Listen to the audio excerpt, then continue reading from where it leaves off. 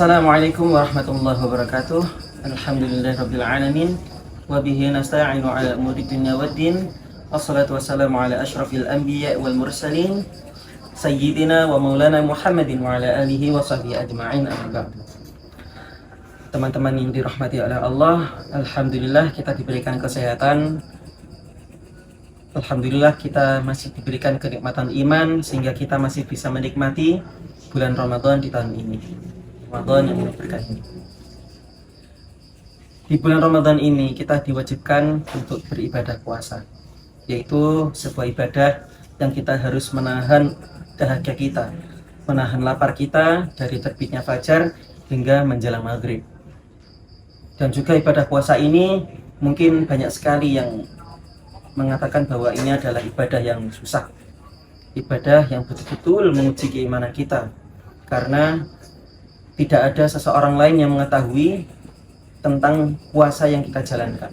Terkadang kita puasa kemudian kita khilaf karena teriknya matahari sehingga kita merasakan haus yang sangat, terus kemudian kita memilih untuk minum.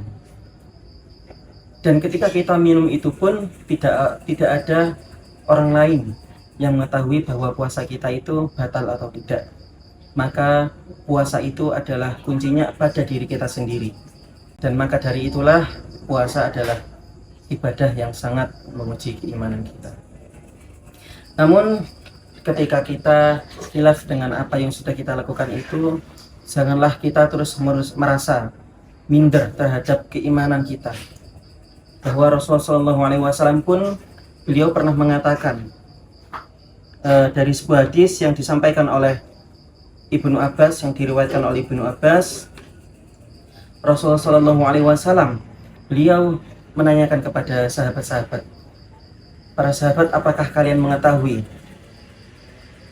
siapa yang paling mengagumkan imannya? Kemudian para sahabat menjawab kepada Rasulullah, mencoba menebak, para malaikat ya Rasulullah. Kemudian Rasulullah SAW bersabda bahwa bagaimana para malaikat itu tidak beriman sedang mereka itu menyaksikan perkaranya. Terus kemudian para sahabat mencoba menebak lagi, para nabi ya Rasulullah. Rasulullah bersabda menyanggah lagi, bagaimana para nabi tidak beriman sedang malaikat datang dari langit membawa wahyu. Kemudian para sahabat menebak lagi, para sahabat-sahabatmu ya Rasulullah. Maka Rasulullah bersabda dan menyanggah lagi, bagaimana para sahabat-sahabat itu tidak beriman sedang mereka menyaksikan mukjizat dariku dan aku memberitahu mereka tentang wahyu yang diturunkan kepadaku.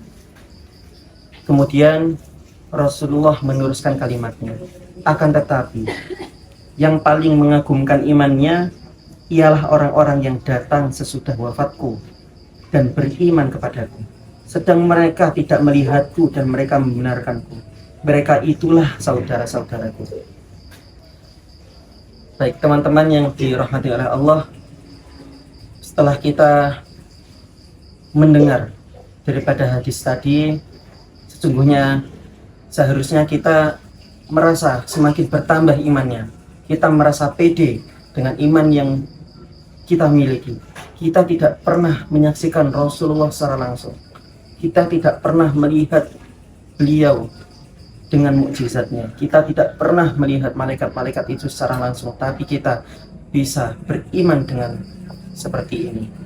Bahkan kita masih berpuasa, kita masih sholat 5 waktu di setiap hari.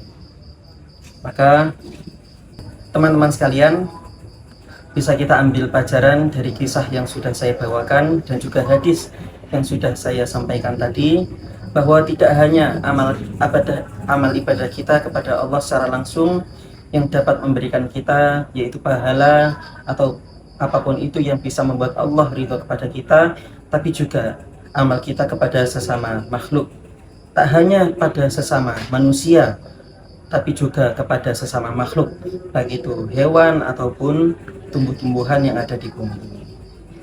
Maka dari itu, semoga amal yang sudah kita tanam di bulan-bulan yang lalu, kemudian juga kita akhiri di bulan-bulan yang lalu, juga akan memberikan dampak kepada diri kita.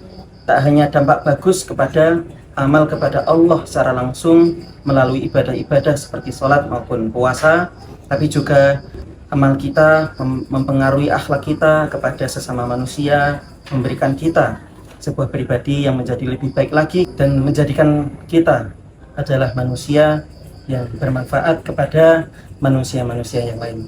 Sekian dari saya, ihdinas shiratal mustaqim. Apabila ada kurangnya saya mohon maaf. Assalamualaikum warahmatullahi wabarakatuh.